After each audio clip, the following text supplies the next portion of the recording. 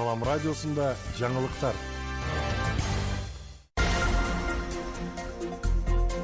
Саламатсыз бардактуу угарман жана көрүүчү, эфирде жаңылыктар чыгарылышы, аны мен Жасмина Сайдыманова тааныштырам. Кадамжайда мыйзамсыз миграцияда жүргөн 2 өзбекстандык кармалды. Кадамжай районунун Мыа аттуу тургуну Өзбекстандын 2 жаран миграциялык мыйзамдарды бузуу жолу менен алып келип, иштетип жүргөндүгү аныкталды. Бул тууралуу облустук милициядан билдиришти. Маалыматка караганда, бул факты милициянын жүргүзгөн нелегал иш-чарасынын алкагында аныкталган.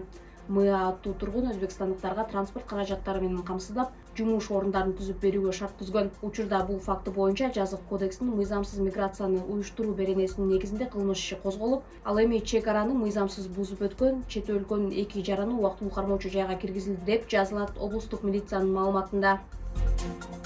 Кыргызстанда 8 айда 10 миңге жакын фермер насыя алды. Айыл чарбасын каржылоо 12 долбоору боюнча 2024-жылдын 29-августуна карата 10 миңден ашуун айыл чарба багытындагы ишкерлерге насыялар берилди. Суу ресурстары, айыл чарба жана кайра иштетүүчү өнөр жай министрлигинен билдиришкендей, анын ичинен өсүмдүк өстүрүү категориясы боюнча жалпы 420 миллион 305 миң сомго 1293 насыя берилди.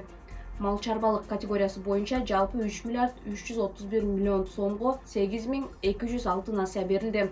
Анын ичинен банктар боюнча алганда Айыл банк 1 миллиард 665 миллион 864 миң сомго 4161 насыя. Элдик банк 1 миллиард 665 миллион 210 миң сомго 4045 насыя. Ошентип жалпы бардыгы болуп 2 категория боюнча 3 миллиард 751 миллион 380 миң сомго 9499 насыя берилди.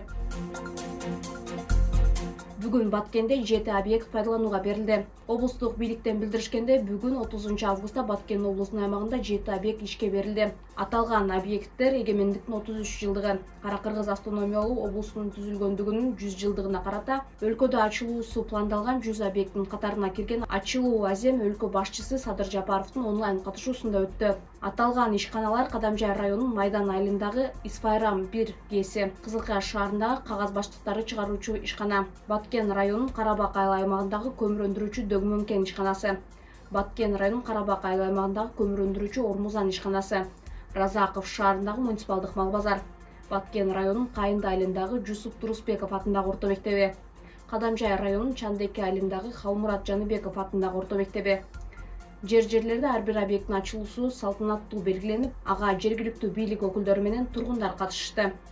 Күндүн маанилүү чыгарылыштары мына ушулар болду. Кийинки эфирден амандашканча саламыбыз түз болсун.